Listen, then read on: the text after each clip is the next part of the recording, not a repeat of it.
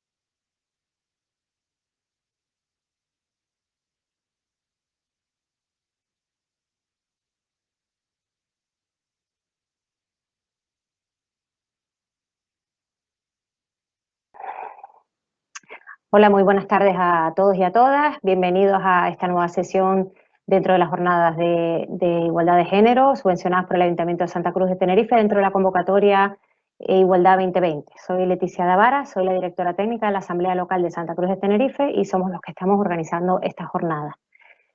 Como les digo, cada jueves dentro de la plataforma de YouTube de Cruz Roja pueden encontrar todas las jornadas que ya han ido pasando. Colgaremos la de hoy y la de la mesa redonda que tendremos la próxima semana, por si no hubieran podido asistir o las quisieran ver nuevamente.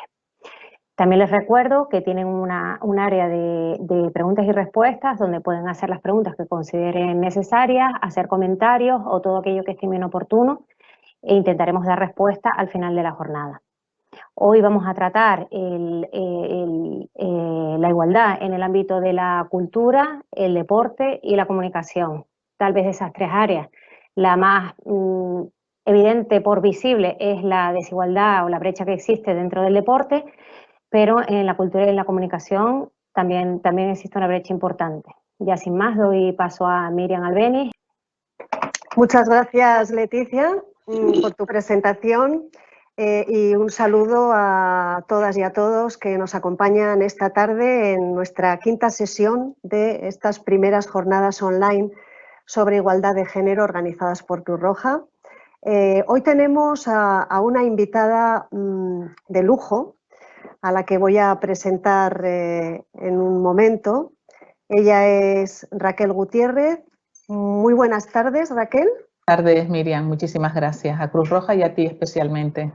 Muchas gracias a ti por sumarte a este proyecto, por haber aceptado de una forma inmediata y con una disposición y un compromiso que está, como siempre, fuera de toda duda en tu persona. Voy a hacer un breve bosquejo, una presentación de tus múltiples cualidades, un pequeño currículum para que la gente que está conectada te conozca de una forma más intensa. Eres licenciada en Ciencias de la Información en la especialidad de Periodismo por la Universidad de La Laguna, grado en Ciencias de la Educación en la especialidad de Ciencias Sociales también por la Universidad de La Laguna y técnico superior universitario en Protocolo y Comunicación Empresarial por el Instituto Europeo de Estudios Empresariales. Tu labor profesional comienza en Antena 3 Televisión y has trabajado también en Radio Cruz Tenerife, en Radio El Día y en otros medios, colaborando como tertuliana en diversos programas de radio y televisión.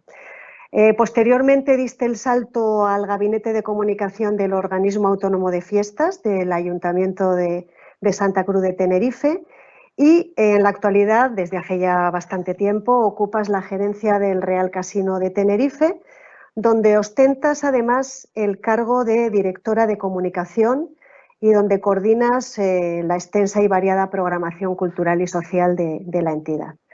También destacar que en su momento fuiste consejera del excelentísimo Cabildo Insular de Tenerife y que desde febrero de 2017 eres la directora de Comunicación y Relaciones Institucionales de la Federación de Lucha Canaria de Tenerife, de lo que hablaremos extensamente en la parte que nos corresponda de esta sesión. Como muy bien ha comentado Leticia Davara, nuestra directora técnica, en esta tarde vamos a hablar de la igualdad en los medios de comunicación y en los ámbitos de la cultura y el deporte.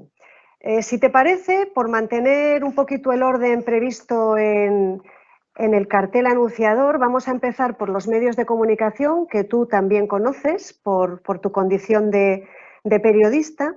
Y bueno, yo tengo bastantes preguntas que hacerte y me gustaría conocer tu opinión respecto a algunos puntos en concreto, como por ejemplo los contenidos que normalmente están encargados a las mujeres, por ejemplo, en lo que es la prensa, la radio y la televisión. ¿Te parece que hay unos contenidos especiales en esos encargos? ¿Por qué siempre parece que se nos destina a hablar de lo mismo, que la cultura y la sociedad son, digamos, las grandes elegidas para que las mujeres participen en ese ámbito? Bueno, Miriam, reiterarte otra vez las gracias a ti y a Cruz Roja una presentación que, como dices tú, mis virtudes, pero no creo que sean tantas. Soy una mujer normal y corriente, como muchas. Intento pues pasar por la vida haciendo el bien y dejar una sociedad más justa, igualitaria y equitativa, ¿no? En relación a los medios de comunicación, bueno, ahí lo que tú dices, ahí lo que llamamos en educación las Marías, pues las Marías de los medios de comunicación parece que están destinadas a las mujeres periodistas, ¿no? Las grandes firmas de articulistas en este país las copan mayoritariamente los hombres. Las informaciones de contenido científico, de contenido político y económico la copan los hombres. Y hay informaciones de un carácter más social, que sí es verdad que se repiten pues una serie de estereotipos de género y son las mujeres las que suelen firmar ese tipo de información. Se da la paradoja de que las estudiantes de periodismo en las distintas facultades españolas superan más del 61%, estudiantes femeninas. En cambio, las redacciones en las que también hay una gran cantidad de mujeres profesionales, pues parece que hay un techo de cristal no solamente en lo que al contenido informativo se refiere, sino también a la dirección del medio en sí, ¿no? No es, digamos, igualitario el número de mujeres en valor absoluto con el número de mujeres representativas, tanto como periodistas. Hay algunas muy destacadas, pero la brecha es enorme. Y no te digo ya en los consejos de administración de las distintas empresas informativas. Por lo tanto, eso también se refleja en el tipo de información que las mujeres desarrollan dentro de los medios, ¿no? Y bueno, es un techo de cristal que hay que romper. En Canarias no tenemos a día de hoy ninguna mujer directora de ningún medio de comunicación escrita, pero sí tenemos directoras y hemos tenido directoras de cadenas de radio importantísimas y también de televisión.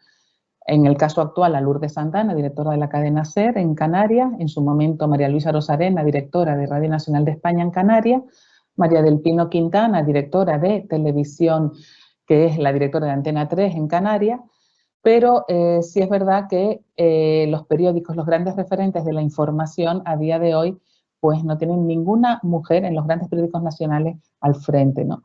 Y lo que vuelvo a repetir, desde que los consejos de administración no sean igualitarios, no daremos ese salto cualitativo, ¿no? Desde el punto de vista profesional. Yo como periodista, como contribuyente, como mujer que paga sus impuestos, como muchos millones de mujeres, pues entiendo que como mínimo los medios públicos, las cadenas y emisoras públicas sí deben de tener un consejo paritario. Estoy completamente de acuerdo y por retomar un poquito una parte que a mí me afecta en lo personal, que es la parte de los artículos de opinión. Tú sí lo sabes, supongo que muchas de las personas que nos están viendo también, pero para las que no lo sepan, mi vinculación con los medios de comunicación, además de la radio, está en la prensa y más concretamente en una columna fija de opinión que mantengo desde hace más de 10 años en los periódicos asociados a la editorial Prensa Ibérica, aquí concretamente en Canarias el periódico El Día, en su momento La Opinión de Tenerife y ahora La Provincia también en el Diario de Las Palmas. Es curiosísimo, y lo digo con dolor, la escasez de mujeres articulistas de opinión en prensa en general, hasta el punto de que yo, que publico los fines de semana, ha habido sábados en concreto que de 10 artículos de opinión, el único escrito por una mujer ha sido el mío.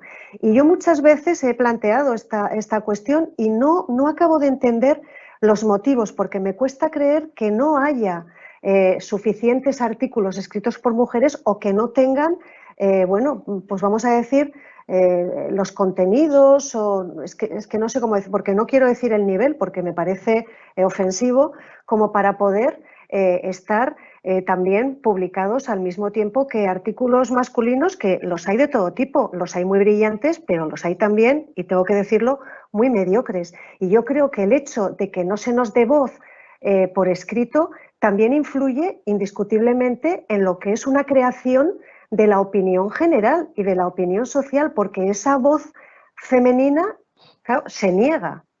Es que claro, vamos a ver, los medios de comunicación son un reflejo de la sociedad, pero son también motores de un cambio social.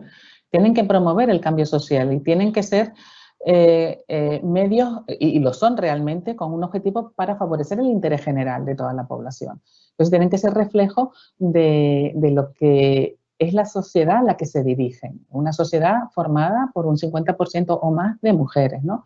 Pero esa es la tónica con la que tú te encuentras, la que te encuentras con cualquier medio de comunicación, cualquier periódico español. El número de articulistas deja mucho que desear. Que no se corresponde con la cantidad superior y abismal de mujeres que están en las facultades de Ciencias de la Información en las distintas universidades españolas. Y hay una cuestión muy importante, y es que normalmente, y se da mucho en los medios de comunicación, tanto escritos como audiovisuales, las opiniones de, digamos, de cierta autoridad moral sobre un tema determinado, mayoritariamente están relacionadas con los hombres. Es decir, un caso X de la actualidad. Si se tiene que llevar a algún invitado a una tertulia para hablar sobre ese contenido específico, a no ser que sea violencia de género, en el que ahí las mujeres copan las noticias, esas opiniones de refutación o de cierta autoridad moral solamente están representadas las mujeres en un 13%. Es decir, más del 80 y tantos % de todas las opiniones que se generan en los medios de comunicación son de hombres. Por supuesto, falta la parte femenina del asunto, ¿no? No somos iguales, pero somos distintos. Somos agentes de un cambio social. Las mujeres hemos provocado la mayor revolución social que se conoce en la historia de la humanidad en un corto periodo de tiempo, y estamos ya en disposición de empezar a hacernos oír y hacernos respetar en ese aspecto, ¿no? Sobre todo de consensuar opiniones y ser, como digo yo, agentes del cambio y de la transformación social.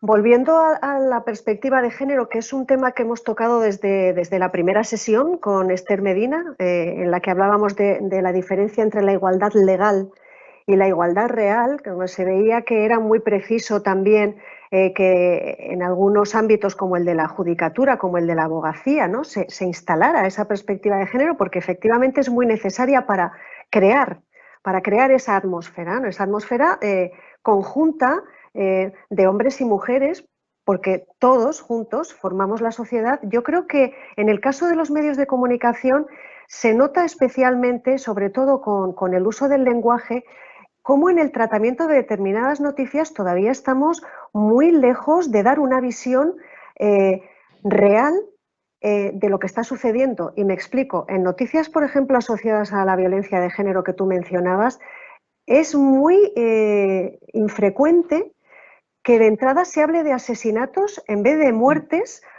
o incluso de homicidios. Y eso es desinformar en cierta medida, entiendo yo. Sí, absolutamente de acuerdo. Además, el tratamiento informativo que se le da a ciertas noticias de violencia de género es vergonzoso. Es vergonzoso en muchos casos, y además debe hacernos reflexionar sobre el papel fundamental que tienen esos medios de comunicación en generar opinión pública y en ser el modelo en el que muchas personas se miran, ¿no? Sobre todo nuestros jóvenes.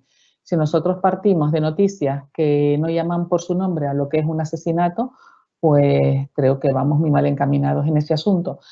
Yo siempre lo asocio, Miriam, a que falta presencia femenina, no en las redacciones, en los órganos de poder y de decisión de las empresas informativas.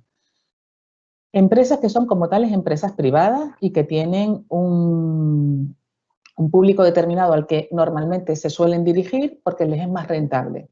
Pero los medios de comunicación son un servicio público y como tal tienen que también contar con la mitad de la población a la que van dirigidos, y especialmente los medios de titularidad pública. Los consejos de administración de las televisiones autonómicas o de las radios y televisiones autonómicas en toda España mayoritariamente están conformados e integrados por hombres. La vertiente de género se suele dar en días como el 8 de marzo, cuando hay noticias de violencia de género, cuando alguna deportista gana medallas olímpicas, ensalzamos el deporte femenino, pero el tratamiento y sobre todo la presencia de las mujeres como protagonistas de noticias positivas, de noticias de cambio social, de éxitos científicos, empresariales, es mínima. Mínima. Salen las políticas, afortunadamente. En el mundo de la política, con la ley de igualdad, sí es verdad que existe una cierta paridad en los cargos públicos, me refiero electos para congresos y parlamentos autonómicos. Y entonces, bueno, hay más mujeres portavoces y que tienen un papel más preponderante, pero saca a las mujeres del campo político y como protagonistas de noticias te tienes que ir ya a la prensa del corazón, al periodismo social, al periodismo específico para mujeres, con todas las revistas de belleza, con todo el bombardeo publicitario que repiten un rol y un estereotipo de mujer que para la inmensa mayoría es inalcanzable, con la presión que se somete a la mujer por parte de medios de comunicación dirigidos a las mujeres, bueno, etcétera, etcétera. Es algo que estamos en el pleno siglo XXI y estamos repitiendo estereotipos que ya están más que superados desde hace 70 años, ¿no? El problema, y efectivamente vamos a pasar al mundo de la publicidad, que está directamente, íntimamente relacionado con los medios de comunicación, la importancia de la imagen, de esa supuesta imagen que nos están trasladando y que, como tú dices, es absolutamente inalcanzable, inasumible, ni siquiera, lo hablábamos la semana pasada con Patricia Ojeda, ni siquiera las grandes estrellas de cine son capaces de mantener ese físico sin pasar por operaciones, sin someterse a unas dietas absolutamente tremendas. Y claro, eso está generando una serie de problemas a nivel adolescencia, por ejemplo, infancia, de trastornos alimenticios, incluso de hipersexualización de la imagen, que en nada favorece, no es que no favorezca, es que perjudica enormemente al desarrollo de las niñas y adolescentes de cara a la edad adulta. Y eso no veo yo que esté cambiando precisamente con el paso de los años. Tú ahora pones la televisión y los anuncios que ves, pues a mí personalmente me suponen una decepción muy importante. ¿Qué podemos hacer? Efectivamente, vamos a ver, la publicidad crea modelos y referentes a seguir. Es ampliamente consumida, cuando sale un anuncio, tanto en algún medio de comunicación audiovisual como en prensa, está perfectamente estudiado por psicólogos, por analistas, saben el target o el público al que van dirigidos y los puntos que tienen que tocar. Entonces estamos repitiendo o estamos dando a entender que hay ciertos modelos de mujeres que es la generalidad y a lo que todas tenemos que tender para tener éxito en la vida, ¿no? Normalmente la publicidad no valora la intelectualidad, la preparación o la formación de las mujeres, valoran el aspecto físico. Los anuncios publicitarios, hay una academia de la publicidad que tiene que velar por las normas de uso de los diferentes anuncios y tal, pero eso en la práctica no tiene ningún poder vinculante de cara a una sanción a una determinada empresa por la utilización del cuerpo de la mujer como pura mercancía, ¿no? Nos llenamos la boca hablando de prostitución, pero hay publicidad que es auténticamente prostituyente de la mujer, absoluta, ¿no? Y lo que dices tú, o sea, la imagen que se traslada no a nuestras jóvenes y a los chicos también, a los jóvenes también, que son los que tienen que también dar ese paso para seguir creciendo en la igualdad, en la democracia y en la equidad.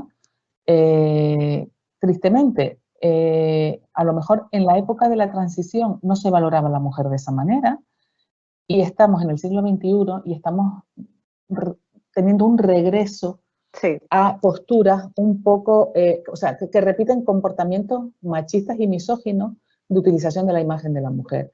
Todos nos llenamos la boca con anuncios de contactos o anuncios de prostitución en determinados periódicos, que todavía hay muchos en España que no han quitado esos anuncios de contacto con imágenes de mujeres absolutamente deleznables. Yo recuerdo siempre la contraportada del diario AS durante muchísimos años, hasta hace muy poco tiempo, el diario AS deportivo tenía una mujer desnuda o semidesnuda, efectivamente, que a todos aquello era, y eso seguía porque la libertad de expresión estaba por encima del supuesto derecho de la mujer a proteger su dignidad, ¿no?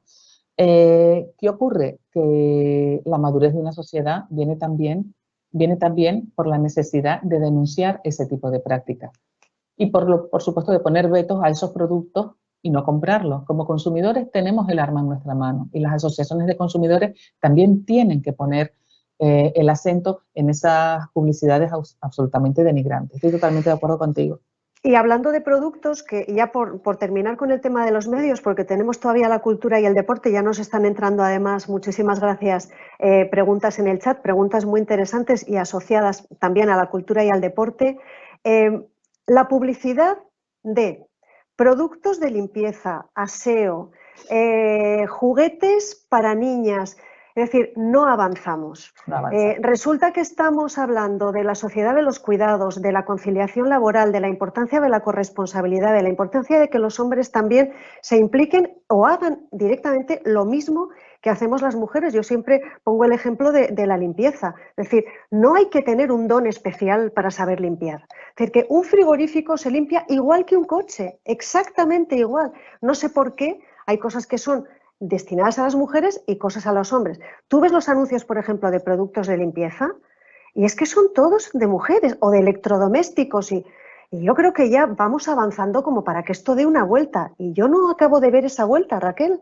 No, y además los anuncios de coches protagonizados por hombres, los anuncios de productos bancarios interesantes o de baja fiscalidad, etcétera, etcétera, protagonizados por hombres.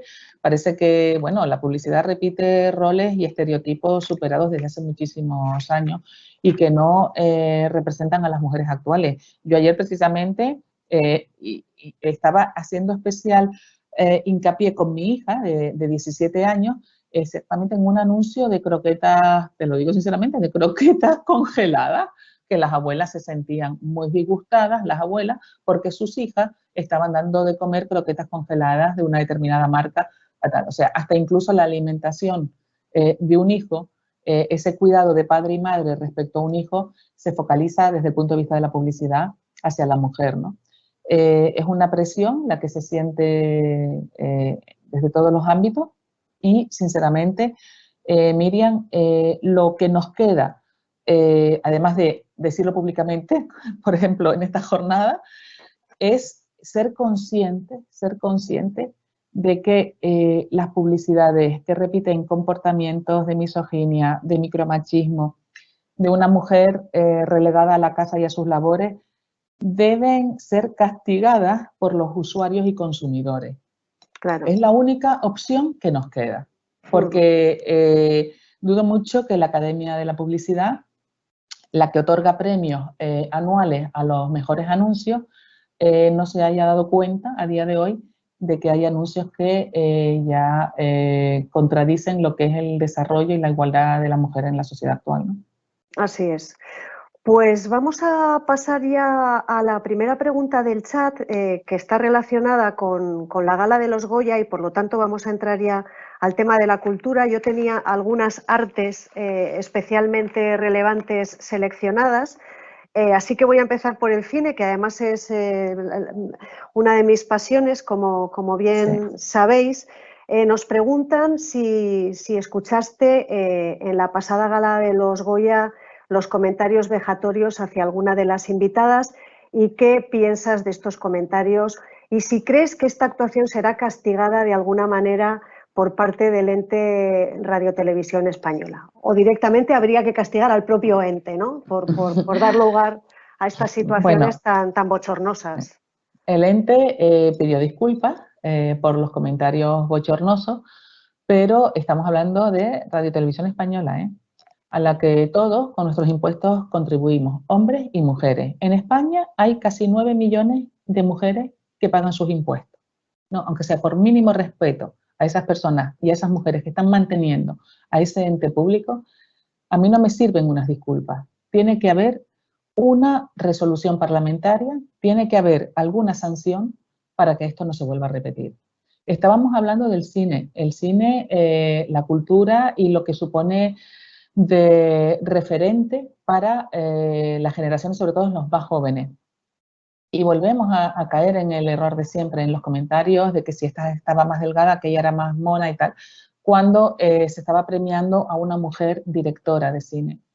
Cuando los papeles de actrices son interesantes, están muy bien, las actrices tienen una buena representación dentro de lo que es el cine español, pero la escasez de guionistas, la escasez de productoras y la escasez de directoras brillan. O sea, vamos a ver, nos estamos quedando en la parte estética del cine en España y no vamos a la parte de fondo, que es ese cine que está ampliamente subvencionado por el gobierno español, que no aplica una política de subvención de género. Y voy a lo siguiente. En Suecia ocurría lo mismo, hasta que llega una ministra y decide que el 50% de las subvenciones al cine van para el cine hecho por mujeres y el 50% para el cine hecho por hombres. 5 años después, las películas hechas por mujeres ganan muchísimos premios en festivales internacionales y se potencia la presencia de la mujer y el cine hecho por mujeres. Ese cine español que todos pagamos, ya creo que es hora de empezar a preguntarnos por qué no se hace esto aquí en este país, ¿no? Sobre todo porque hay, como dices tú, aspectos artísticos que no están ligados a la persona a la que se ve, que es decir, todas las actividades de tipo técnico, que las hay muchísimos. Hay iluminadores, hay maquillaje, peluquería, bueno, ahí sí es verdad que hay más mujeres, pero bueno, aspectos técnicos, vestuario, aspecto técnico de las películas hay infinidad y normalmente es muy extraño, de hecho se ven las nominaciones, que haya mujeres y no es porque no las haya, es porque directamente es lo que ocurre, ¿no? No se les da. No se les da la oportunidad. Yo ahí también me sumo a estas medidas drásticas, que es lo que ha pasado en definitiva con la discriminación positiva, que yo decía con tristeza en una de las anteriores jornadas, que qué mal vista está, pero que al mismo tiempo qué necesaria es, y me explico. Porque normalmente el argumento para neutralizar la discriminación positiva es el decir que lo que importa es que lleguen los que más valen, ¿no? El mérito y la capacidad. Y eso a mí me parece estupendo si todos los hombres que ostentan determinados cargos o que ejercen determinadas actividades también fueran los mejores. Pero es que yo he conocido mejores, peores y he conocido intermedios. Entonces yo también reclamo mi cuota mi posibilidad de ser mediocre también, siendo mujer y estando en los sitios. Pero ¿quién determina la calidad del trabajo que tú haces? Normalmente lo determinará un hombre. O sea, es que al final es un círculo vicioso, ¿no? O sea, no es cuestión de que alguien determine si tú eres válida o no eres válida.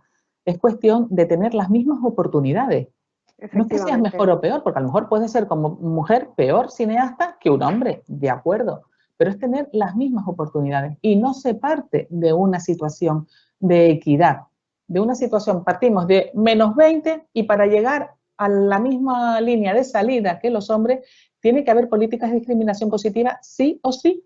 Tienes que tener la misma oportunidad que un hombre. Y a día de hoy a una mujer para hacer cine se le ponen todas las barreras del mundo. No te digo ya, aparte de subvenciones públicas que no son igualitarias al 50%, no te digo ya conseguir patrocinadores o conseguir financiación para sacar adelante un proyecto cinematográfico. Eso es casi inviable. O eres Isabel Coixet y tienes ya un nombre, pero pregúntale a Isabel Coixet sus inicios y lo difícil que era buscar financiación para sus películas, ¿no?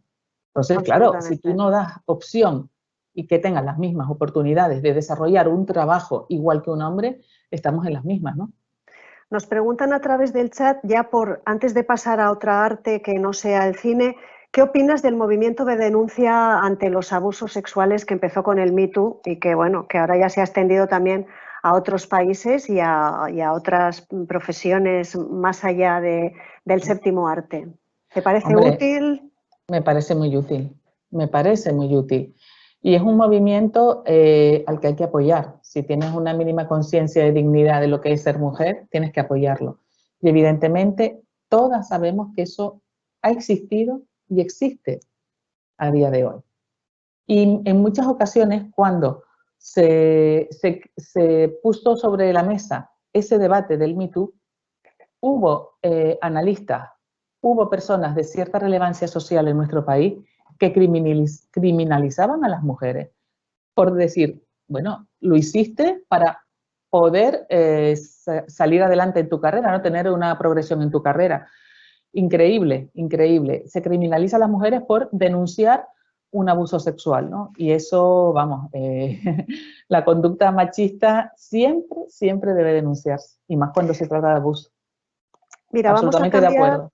Vamos a pasar al mundo de la música. Yo he dicho en tu presentación que coordinas la programación cultural y social del Real Casino de Tenerife.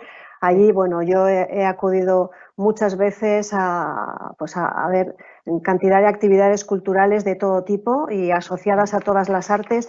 Me voy a centrar ahora en el mundo de la música, que además tú también conoces. ¿Qué ocurre también a nivel, por ejemplo, orquestas, directoras de orquesta, todo lo que sea subir un poquito ya el escalafón y ocupar puestos de gestión en conciertos, en festivales? Estamos muy atrás todavía. Estamos muy atrás y es algo que pasa lo mismo que en las aulas en la universidad, en las facultades de Ciencias de la Información, ¿no? Los conservatorios están plagados de niñas que quieren dedicarse a la música, ¿no?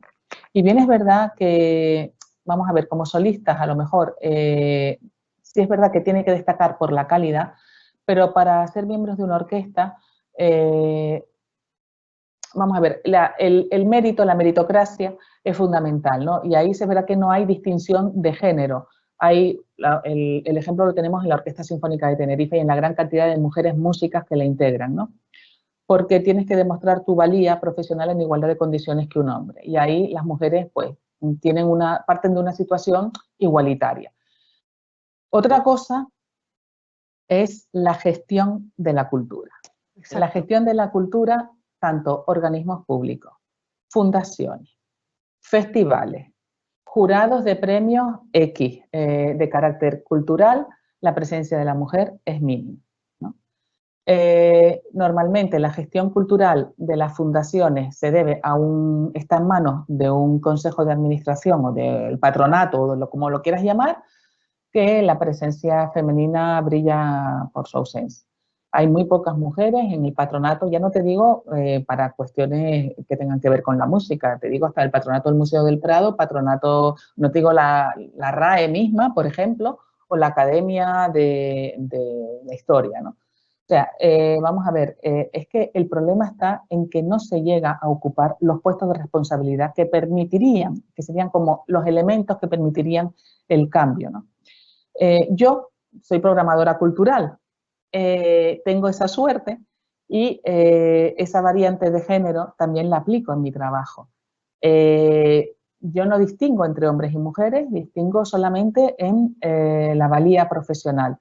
Y me vale una escritora, me vale una periodista, me vale una soprano, me vale una pianista o me vale una violinista, ¿no? Y de hecho no hacemos una programación paritaria. En determinados aspectos superamos en programación femenina o en presencia femenina a los hombres y en otros no. Pero sí es verdad que siempre ese elemento de pensar en una mesa redonda, por ejemplo, de X tema, tiene que haber una presencia femenina sí o sí. En ese aspecto, el hecho de estar al frente de una institución y ser mujer te permite pensar en versión igualdad más que si fuera un hombre, ¿no? Los hombres apenas se plantean esa disquisición, es que no se la plantean. Nosotros sí nos la planteamos, nosotras las mujeres.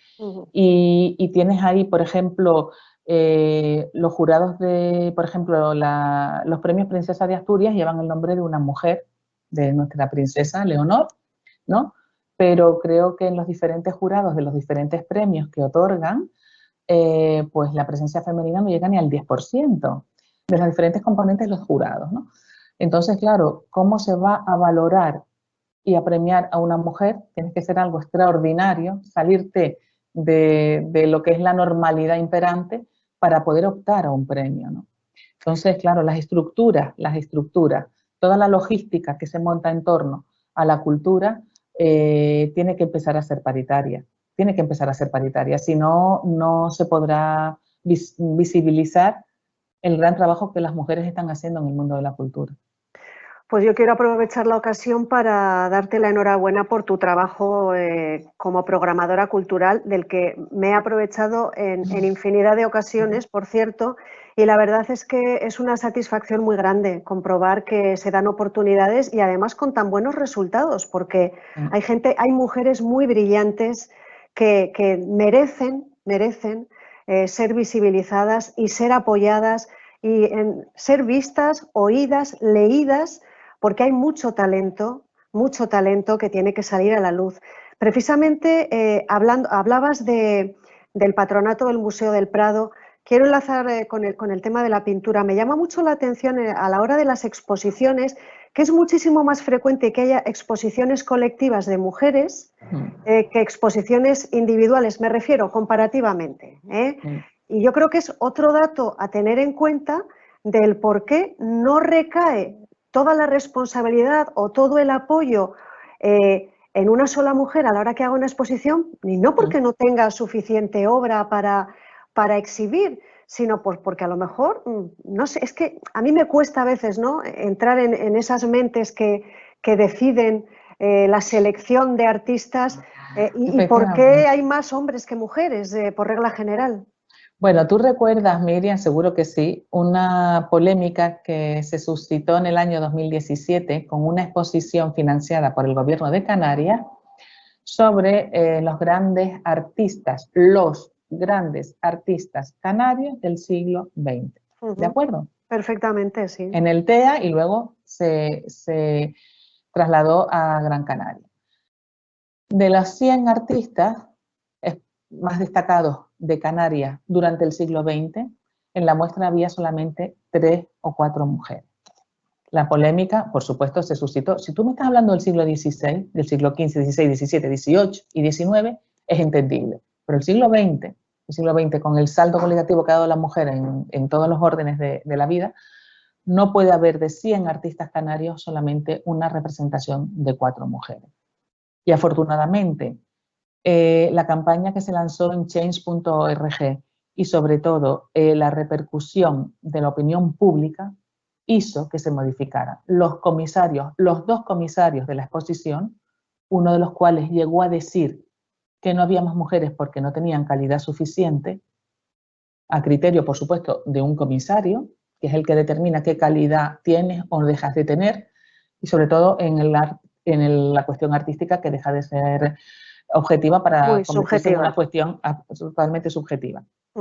Pues para este comisario no había suficientes pintoras, no había suficientes escultoras, no había suficientes arquitectas o no había suficientes poetisas y escritoras en Canarias como para llegar, no te digo ya a la paridad, a 50, pero como mínimo por lo menos llegar a un 10%, ¿no?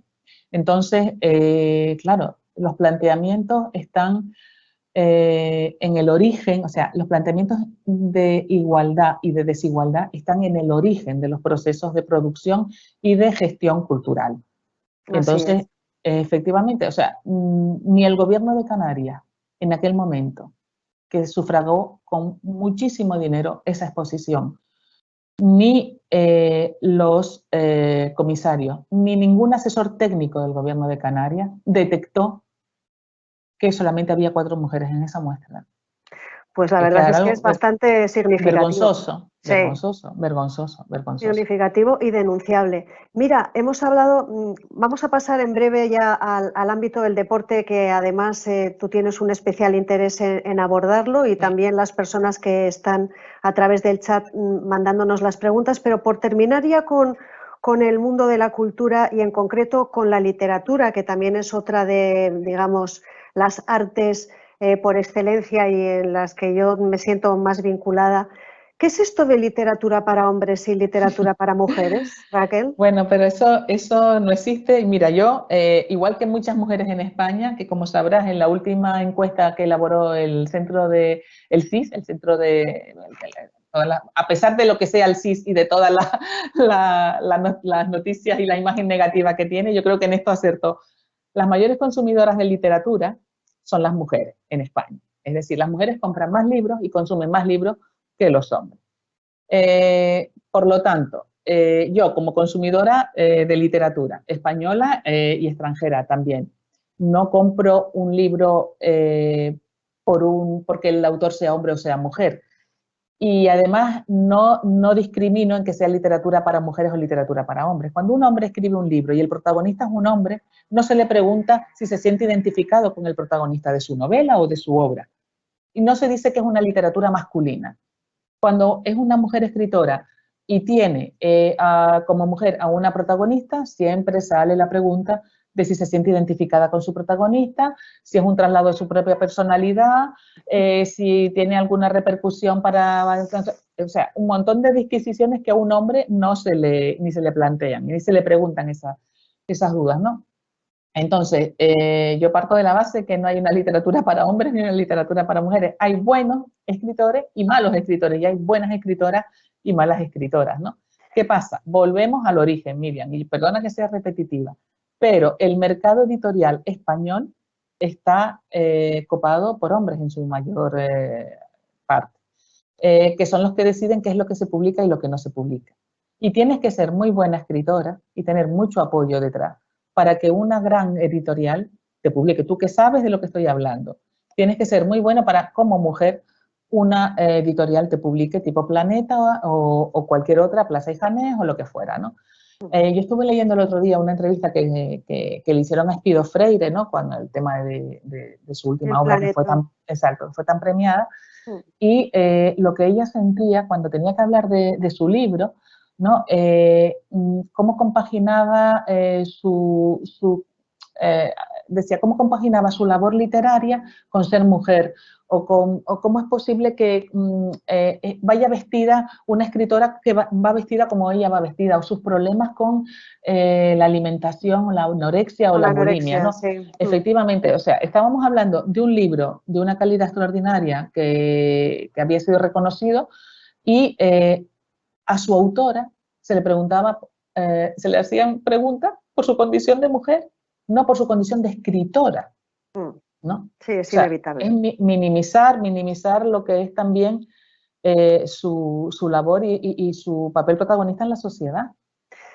Tienes toda la razón. Yo, en fin, que soy persona optimista, espero que con el paso del tiempo, y a no tardar mucho, esto empiece ya a revertir, porque creo que nos lo merecemos, ¿no? Estar en lo que tú dices, ¿no? En una igualdad, en una equidad y oportunidades similares para poder demostrar la valía. No se pide más. Vamos a pasar al deporte porque nos queda solamente un cuarto de hora, y yo aquí sí es verdad que quiero centrarme en especial, porque de todas las cosas que tú haces, sabes y tienes, yo creo que ahora mismo la que más centra tus anhelos es esa condición de presidenta de la Comisión de Igualdad de la Federación de Lucha Canaria de Tenerife. Pero antes de entrar a la lucha, que ahí te vas a explayar lo que tú consideres, y además me parecerá muy bien, porque estamos hablando de un deporte autóctono, de un deporte vernáculo, de un deporte muy vinculado a nuestra tierra y que necesita un apoyo en especial, y sobre todo en su faceta femenina. Vamos a hablar un poquito del deporte en general. A mí, que soy persona deportista, muy aficionada al deporte, a muchos deportes, pues más que me entristece, me indigna cómo puede haber una desigualdad tan patente de hombres y mujeres en el ámbito deportivo. Ya no solamente a nivel de desigualdad salarial, que por supuesto, estamos hablando ya de dinero puro y duro, sino incluso de acceso a los propios deportes, de formato de los galardones, que también me resulta bastante ofensivo, y lo fundamental, de la diferencia entre la profesionalidad y el amateurismo, ¿no? en determinadas prácticas, como por ejemplo el fútbol, donde el hecho de ser mujer y de quedarse embarazada, por ejemplo, penaliza de una forma extraordinaria. Así que te dejo largo y tendido que hables de deporte. Después te formularé una pregunta también a este respecto que viene en el chat, pero adelante, todo para ti. Bueno, muchas gracias. Vamos a ver. En España tenemos la ley del deporte de 1990 que está claro que se ha quedado obsoleta porque no recoge muchísimas cuestiones que se están dando en la actualidad, como es, por ejemplo, el acceso de la mujer de forma masiva a la práctica deportiva, ¿no? Esa ley del deporte, que va a ser, ya hay un anteproyecto de ley que tiene que ser aprobado en el Congreso de los Diputados, y ahí está el Consejo Superior de Deportes, liderado por una mujer, por cierto, para intentar sacarla adelante con el mayor consenso posible, como no puede ser de otra manera. Ya recoge algo que no existía a finales del siglo XX y era la profesionalización del deporte femenino. Entonces, ¿qué ocurría con las deportistas femeninas? No solamente no se les reconocía como profesionales, con lo que ello conllevaba, había una desigualdad real y una discriminación laboral respecto de sus congéneres masculinos, y además había un problema que era la precariedad laboral de esas mujeres, ¿no? Y una de las cuestiones, independientemente de la desigualdad en salarios y en reconocimientos, que esta nueva ley pretende erradicar, como no puede ser de otra manera, existían cuestiones como las cláusulas antiembarazo que no eran ilegales. Ahora mismo sí hubo una reforma de esa ley en el año 2013 y se recogieron como ilegales las cláusulas antiembarazo. Pero ¿qué ocurre? Existen en la práctica diaria. O sea, existen, que no se denuncien. No hay mujeres deportistas que no las denuncien de forma generalizada, pero siguen existiendo esas cláusulas antiembarazo. Y no solamente eso, sino que además se recogían en los contratos que esas cláusulas antiembarazo eran similares a el doping en la deportista. Es decir, lo que es un delito, que era el doping, se asocia a un derecho, que es tu derecho a tener un hijo y a tu maternidad, ¿no? O sea, era algo increíble, asociado, y existe en la actualidad. Esperemos que más pronto que tarde se apruebe esa ley del deporte que recoge ya una cierta paridad, no solamente en igualdad de los premios a nivel individual, sino sobre todo esa discriminación laboral, que las mujeres puedan tener, que puedan cotizar, que puedan tener unos derechos laborales por la práctica del deporte que realizan, ¿no? La igualdad de salarios pues, va a venir determinada por lo que se genere. ¿Cómo va a generar una mujer la misma, digamos, actividad mediática que un hombre cuando el deporte femenino, atenta Miriam, el deporte femenino en España solamente aparece en un 0,5% en los medios de comunicación? El 99,5% de las noticias deportivas en España las protagonizan los hombres. Y ojo, Olimpiadas de Londres, Olimpiadas de Río de Janeiro, el deporte femenino es el que ha dado más medallas a este país. Entonces, es algo que no se puede ni entender. Si no tienes visibilidad como deportista, no podrás optar a patrocinio. El 12% del patrocinio privado va al deporte femenino, el resto va al deporte masculino, pero el patrocinio va íntimamente ligado a tu presencia en los medios de comunicación, ¿no? Solo el tenis tiene una paridad en cuanto a salario en los torneos del Grand Slam. Ojalá la Champions o la FIBA, la FIFA y todos esos grandes organismos copados por hombres que siempre tradicionalmente son hombres los que salen siempre en esos grandes organismos internacionales y en los comités olímpicos internacionales de cada país, que están copados en más de un 90% por hombres, ojalá determinen igualdad de salario. Otra cosa es lo que el deportista perciba por cuestiones de patrocinadores, etcétera, etcétera, pero una igualdad de salario base sí es necesario, sobre todo en este país que, como digo, los mayores éxitos deportivos vienen de la mano de las mujeres. Desde una Mireia Belmonte, una Garbiñe Muguruza, una Carolina Martín, al equipo de baloncesto femenino, balonmano, hockey, etcétera, etcétera, etcétera. No te digo ya las que son tradicionalmente femeninos, deportes tradicionalmente femeninos como la gimnasia o la natación sincronizada, ¿no? No te digo ya si con el mismo apoyo económico que el hombre, no te digo ya las medallas que podrían tener las mujeres deportistas en este país, ¿no? Que han demostrado una valía por encima de lo normal. Y yo en este punto, sí, disculpa, siempre aludo a lo mismo, es decir, cuando como argumento esgrimen el habitual, el de la falta de rentabilidad, es que claro, las mujeres no son tan rentables como los hombres económicamente. Bueno, pues yo siempre digo, pues que sean las administraciones las que cubran ese vacío, porque tampoco qué culpa tiene una mujer futbolista de no ser Messi ni Cristiano Ronaldo desde el punto de vista económico, que nos preguntaban eso, ¿no? Que luego hablas, por ejemplo, de Blanca Fernández Ochoa, que dices, bueno, que como mujer ya mayor, pues estaba especialmente olvidada, ¿no? Que también hay una ingratitud muchas veces, pues porque igual no dan tanto espectáculo como pueden como pueden dar los hombres, pero yo creo que es que el deporte tiene que estar muy por encima del espectáculo y de la rentabilidad. Estamos hablando en otros términos. Eso, vamos, me parece esencial, porque entre otras cosas estamos hablando de salud, ¿eh? Y los poderes públicos tienen que apoyar la salud y los hábitos de vida saludable. Y lo que es muy triste es que una mujer no se pueda quedar embarazada, o si se queda embarazada, pues tenga que dejar de militar en cualquier equipo o en cualquier selección, porque hoy en día penaliza tener un hijo. O sea, es que eso es impensable. Yo espero que eso también sea otra de las cosas en las que se dé la vuelta. Lo que veo es que nos quedan 5 minutos y, Raquel, me tienes que hablar de la lucha canaria, porque yo creo que mucha gente no sabe qué pasa con la lucha canaria. Bueno, los otros deportes que te he hablado, a pesar del deporte femenino, tienen sus federaciones nacionales y sus federaciones internacionales, pero la lucha canaria solo nos tienen nosotros aquí.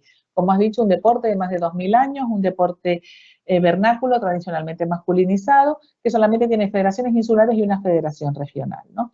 Entonces, la lucha canaria femenina existe desde hace muchísimos años, desde la segunda mitad del siglo XX, pero a partir del siglo XXI, pues la presencia de la mujer ha ido haciéndose cada vez más protagonista. Siempre ha habido mujeres, pero en la sombra, siempre han estado detrás de, nunca al lado o en primera línea.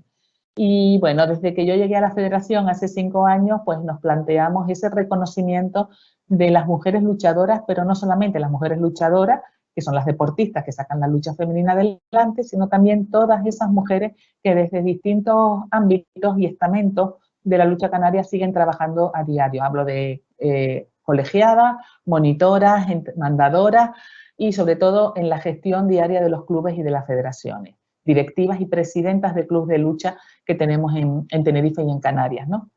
Entonces, bueno, es visibilizar el papel de la mujer en la lucha canaria, es igualdad de trato informativo a la mujer, eso tan importante. Si no son visibles, no son rentables. La rentabilidad viene asociada a tu visibilidad.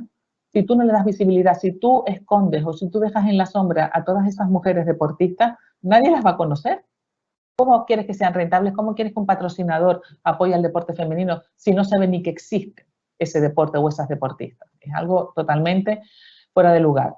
Y sobre todo, la utilización también de un lenguaje que elimine cualquier elemento aniñado, infantilizado o paternalista de lo que deben ser las deportistas, ¿no? Tratamos a las deportistas como seres humanos con la mayor dignidad posible y con el mismo trato igualitario que a los deportistas hombres. Y sobre todo proponemos acciones que vayan encaminadas a fomentar la participación de la mujer en la lucha canaria a través de mesas redondas, de publicaciones, de acciones como esta en concreto, y sobre todo el ascenso de mujeres a órganos de gestión del deporte de la lucha canaria. En el caso de la Federación de Tenerife somos 6 mujeres, mis compañeras, ellas sobre todo, no tanto yo, pero ellas tienen una trayectoria de apoyo de la lucha canaria desde luchadora, presidentas de clubes, mandadora, directiva, que bueno, es un bagaje de conocimiento, de experiencia, un enriquecedor absolutamente, ¿no? Y la visión que ellas aportan de lo que ha sido para ellas el estar dentro de la lucha canaria, no podíamos dejarlo de lado. O sea, es un patrimonio que tenemos que poner en valor y que tenemos además que hacer visible de alguna u otra manera, ¿no? Entonces, esta federación es una federación paritaria, la Federación de Tenerife, es una federación que aboga y defiende a las mujeres y nuestro objetivo, lograr la equiparación de la lucha femenina con la lucha masculina. Es difícil, es muy difícil, tenemos 3 equipos femeninos en Tenerife frente a 15 masculinos, pero es un deber, creo, de las instituciones públicas fomentar la práctica de la lucha canaria femenina y de sacar adelante equipos femeninos en los distintos municipios. Tenemos 125 niñas en edades escolares que practican lucha canaria y solamente llegan a la edad adulta practicando lucha canaria el 30% de esas niñas. El 70% las perdemos. Algo habrá que hacer para darle salida deportiva a esas niñas, que para mí son mis heroínas, las llamo mis heroínas, porque pudiendo irse a gimnasia, a atletismo, a tenis, se decantan por la lucha canaria. Y esas niñas hay que, atarlas, amarrarlas a nuestro deporte, con acciones de discriminación positiva y con apoyo institucional. Pues yo creo que hablando de heroínas, tú encajas bastante bien en ese perfil. Yo me siento muy orgullosa de escucharte porque además trasladas una pasión, un entusiasmo, una convicción por lo que defiendes, que estoy absolutamente convencida de que a la lucha canaria le espera un gran futuro si está en manos de mujeres como tú, a pesar de que vais a tener, y supongo que lo tendréis ya, que solventar o que aguantar muchas resistencias ancestrales, resistencias atávicas por parte de personas que considerarán que hay cosas de hombres, esto como el coñac, aquel es cosa de hombres, y cosas de mujeres. Espero que jornadas como estas que se están desarrollando a través de Cruz Roja sirvan como medio para cambiar las cosas, para cambiar el mundo, para cambiar las mentalidades. Y desde aquí, pues quiero agradecerte tu participación, tu contribución. La próxima semana te espero junto con el resto de ponentes para la última sesión, la sesión de clausura, que va a ser una sesión que desde aquí recomiendo a todo el mundo que no se la pierda, porque sacaremos conclusiones, llegaremos a dar aportaciones y un mensaje de esperanza, que es de lo que se trata, de que las cosas pueden cambiar a mejor. Ya sin más, les voy a dejar con mi compañera Beatriz Moya para que clausure la sesión de hoy. Un abrazo muy fuerte, Raquel, y muchísimas gracias. Un abrazo a ustedes. Muchísimas gracias, Miriam, y sobre todo a ti, Raquel, por esta tarde en la que hemos puesto voz a 3 áreas donde la brecha de la desigualdad aún sigue abierta. A ustedes simplemente darles las gracias por estar otro jueves aquí con nosotros y recomendarles e invitarles a la próxima semana en el que estarán los 5 ponentes, donde será una mesa redonda y un debate final que no quiero que se lo pierdan, y les invito a que se inscriban. Y también recordarles simplemente que en nuestro canal de YouTube, ahí tenemos colgadas todas las sesiones en las que han estado nuestros invitados. Muchísimas gracias y nos vemos el próximo jueves.